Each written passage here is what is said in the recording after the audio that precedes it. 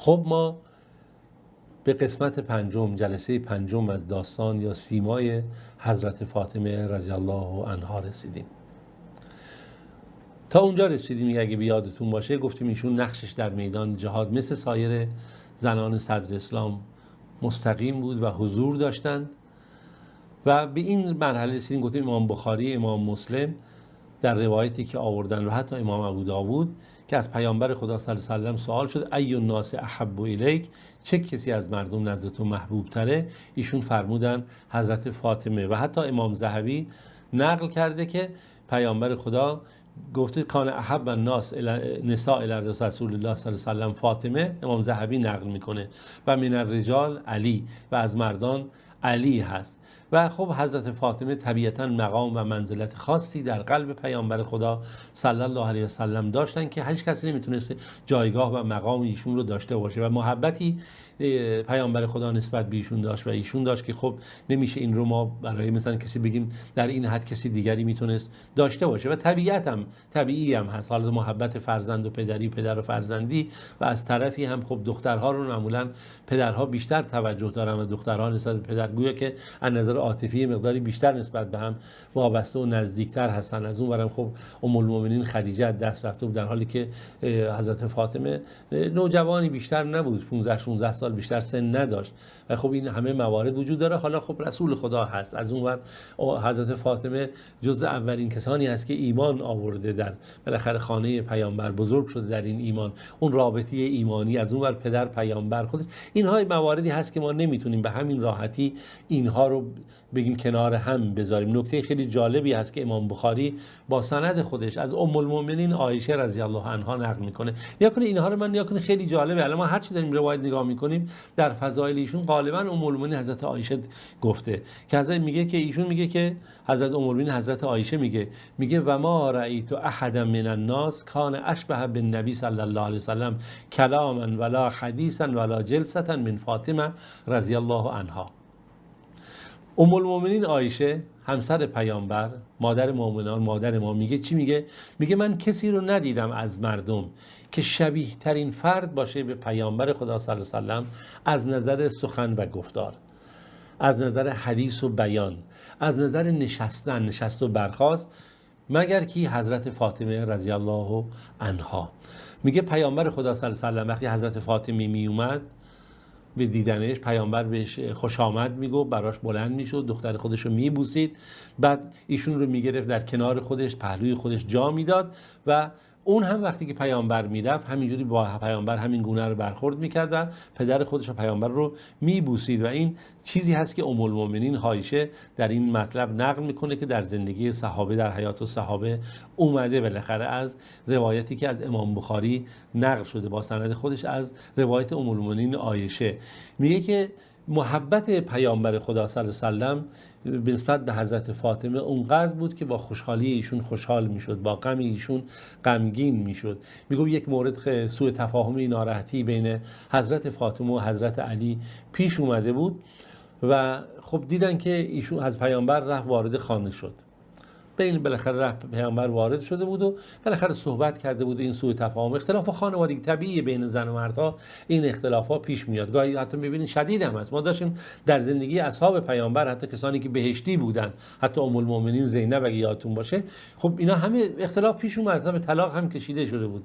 خب طبیعی بود که بین حضرت علی و حضرت فاطمه هم به عنوان یک انسان هستن، بشر هستن، بشر طبیعیه که اختلافات شخصی وجود داره. ولی خب پیامبر خدا صلی الله علیه و سلم خبر شد بین حضرت علی و فاطمه سوء تفاهمی و رفت بین اونها، بالاخره رفته بود خدا خونه و پیششون تو خونه و صلح برقرار کرد و برگشته بود.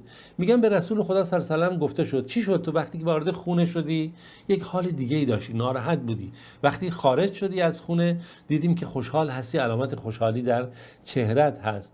بعد پیامبر گفتش که خب صلی الله علیه و سلم گفت ما یمنعونی، چه چیزی میخواد مانع عظیمم بشه. خب طبیعیه که هر انسانی، هر پدری این وضعیت براش پیش میاد. میگه فقط اصلحت بین احب الاثنین الیه، من بینشون اختلاف پیش اومده بود و الان من رفتم بین دو تا فردی که محبوب ترین فرد به نزد من هستن بینشون صلح برقرار کردم و دوستی برقرار کردم.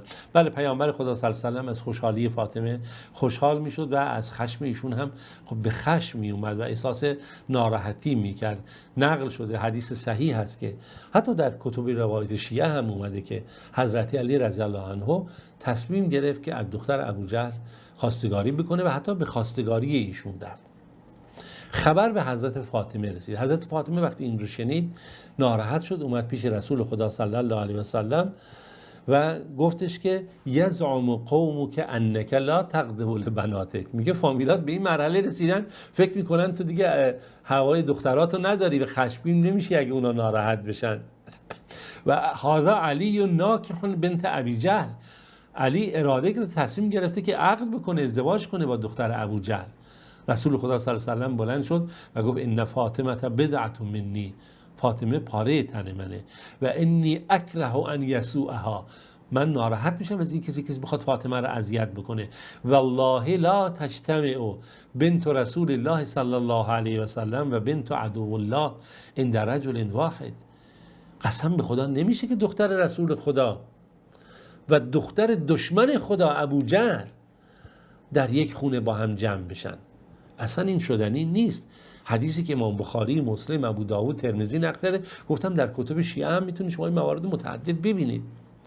حضرت علی وقتی که این مسئله رو شنید و فهمید که پیامبر خدا صلی الله علیه و سلم ناراحت شده و اشاره کرد که نمیشه دختر پیامبر و دختر ابوجهل که توی خونه باشن، حضرت علی به خاطر رعایت حضرت فاطمه اینجا دیگه اون خواستگاری رو لغو کرد، دنبالش نرفت و شتابان رفت به نزد حضرت فاطمه و خواست که حضرت فاطمه اون رو ببخشه و مورد بخشش قرار بده. و این گونه بود که بالاخره این غم و اندوه به این گونه از زندگیشون دور شد و دوباره محبت در خانه فاطمه اومد و دوباره پیامبر خدا صلی الله علیه و سلم خوشحال شد. امام ذهبی رحمت الله علیه نقل میکنه که حضرت فاطمه بسیار زن صبوری بود، بسیار زن دینداری بود، اهل خیر و برکت بود، بسیار زن با صیانتی، با حفاظت دین بود، یعنی از هر جهت، از نظر شرافت و از هر چیزی بسیار زن قانعی بود، شاکر بود، همیشه شکر خدا رو به جا می آورد. پیامبر خدا صلی الله علیه و سلم حضرت فاطمه رو گرامی می داشت. و از حضرت علی نقل شده که میگه از رسول خدا صلی الله علیه و سلم سوال کردم. حضرت علی میگه این صحنه ها برای ما خیلی جالبه، یعنی صحنه های زیبای عاطفی و خانوادگی. حضرت علی میگه گفتم یا رسول الله اینا احب الیک، من نزد تو محبوب ترم یا فاطمه؟ کدومی که بیشتر دوست داری تو؟ میگه پیامبر صلی الله علیه و سلم فرمود فاطمه تو احب الی منک، فاطمه نزد من از تو محبوب تره، یعنی من فاطمه رو بیشتر دوست دارم.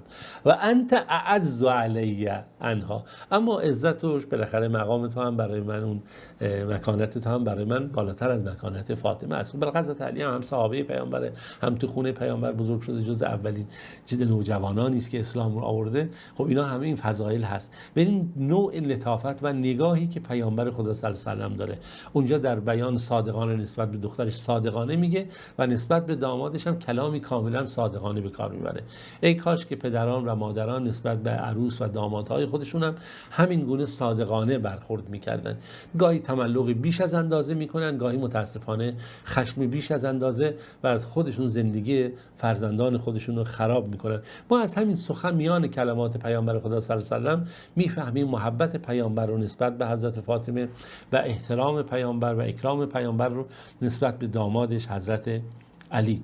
اما خب کنار از همه اینها خب حضرت فاطمه ام الحسنینه، مادر حسن و حسین هست. بالاخره روزها گذشت و حضرت فاطمه خداوند این چنین براش مقدر کرد که در اول ماه شعبان در سال 3 هجری خدا بهش فرزندی بده، پسری بده که اومدن خبر آوردن برای پیامبر که بیا که حضرت فاطمه خداوند بهش فرزندی داده. پیامبر خوشحال شد، همه مسلمانان خوشحال شدن که نوه پیامبر به دنیا اومده و در روز 7 نیا کنیم بحث عقیقه هست، خیلی جالبه.